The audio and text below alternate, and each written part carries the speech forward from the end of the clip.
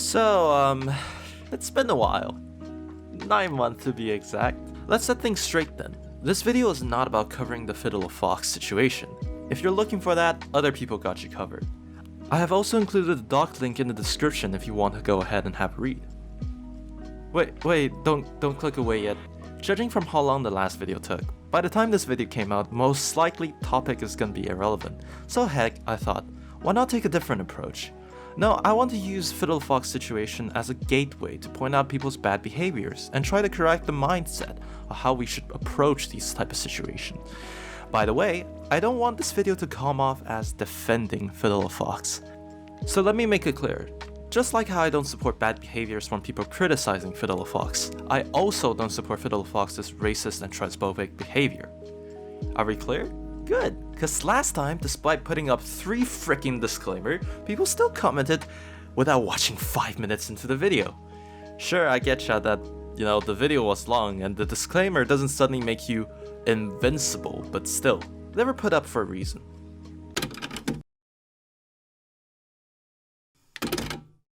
Okay then, let's start simple. Let's talk about people who throw out destructive criticism. Ah yes, love these peeps. They have no awareness of what they're saying and how much damage it can produce. Listen, no matter how bad the person has fucked up, you're never justified to use personal attacks on anyone. No matter who's on the receiving end, it's shown that negative comments are always damaging to one's mental health. According to the article written by Arlin Cuncic. Reading negative comment can lead you to think and behave more negatively, but it also causes issue in one's mental image and self-esteem, thus leading to different types of mental disorders such as anxiety and depression. These are serious issues, so next time when you're thinking about commenting your K to the Y to the S, consider the following. How will it make you feel if someone said the same thing to you? And I can already hear people say, I don't care, I'm not the one who's ... is not a valid excuse to use here. If you realize your comment is hurtful when presented to yourself, then guess what? Don't do that! On top of that, there's a subgroup of people who uses sarcasm and joke-like content to present their point. I mean, when looking at face value, it's not as bad as people being just straight up rude, but it still goes the same way that you shouldn't be crossing the line. That's not to say that you're not allowed to make jokes or be funny, it's just that sometimes it's not the most appropriate time to make comedic regards. Most people lack the understanding that just because this specific person did something terrible, does not mean that you are allowed to do the same thing to them.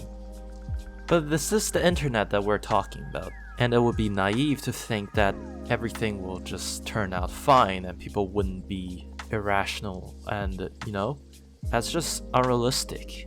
It's always easier to hate than forgive, right? And it's always easier to just tell someone that they did something wrong than help them grow as a person.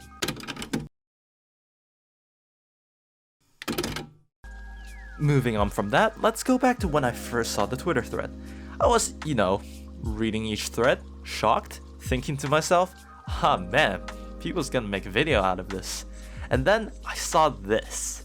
At first I was like, wow, that breast size is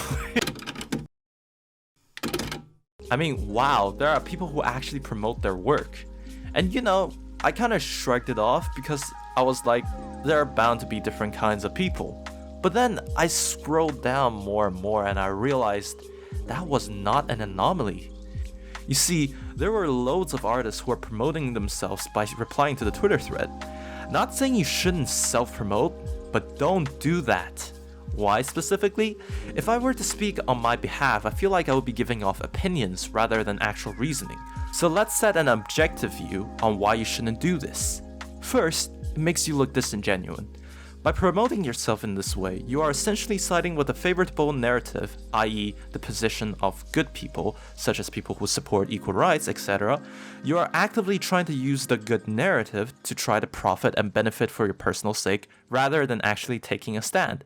A good comparison can be found by the companies using Pride Month as an excuse to monetize tons of their merchandise, thus profiting from Pride Month both monetarily and brand image without really supporting the actual cause.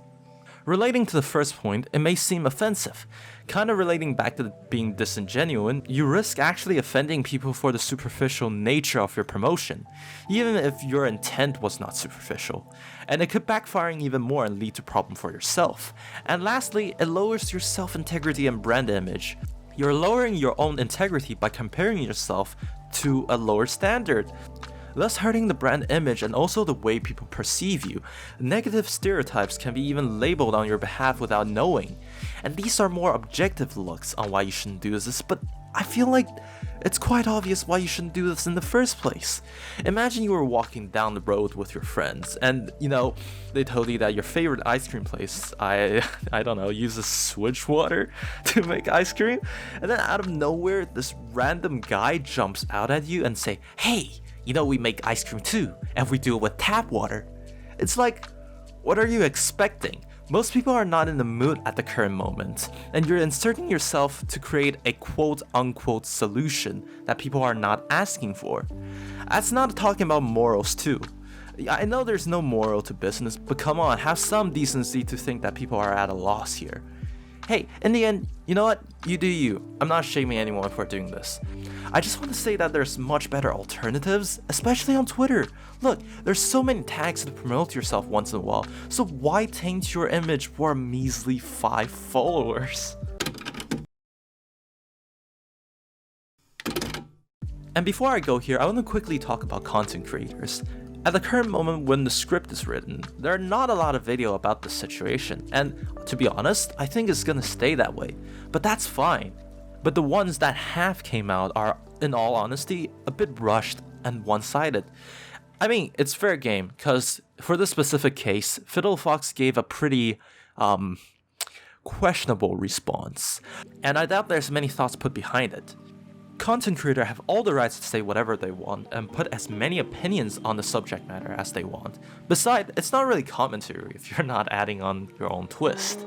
But I think despite how easy it is to side with the majority and condemn the accusee for being the wrong person that they are, creators should consider giving a different potential perspective, free for people to formulate their own opinion and explore.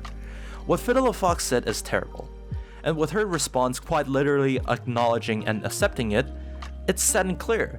But really, do I see any criticism on how people should change for the better, or an attempt to make the person change?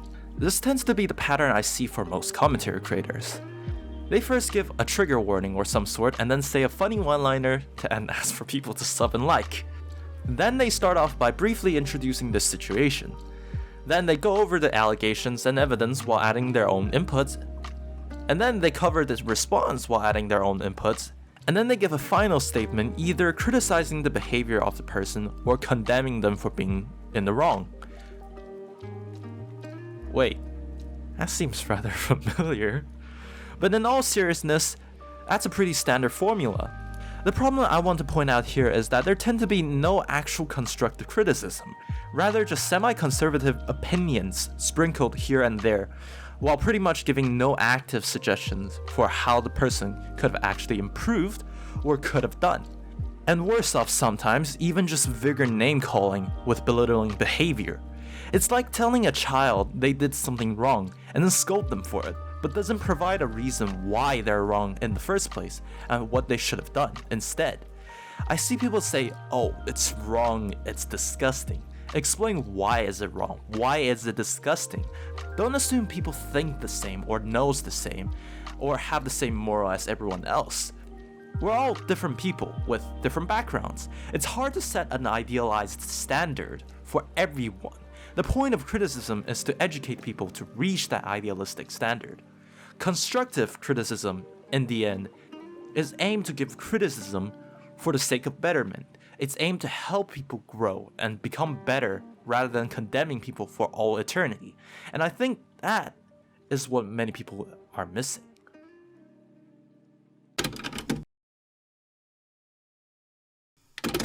I'm not any better. Just like everyone, I make mistakes. We all make mistakes. We are, in the end, only human. I feel like everything can be summed up in one major point. If you wish to add on anything in these type of situation, be level-headed and add positive input with constructive criticism and pointing out a mistake in a calm manner. And most importantly, always treat people the way you want to be treated. But in the end, you'll have one major realization. Oh wait, it's just Twitter.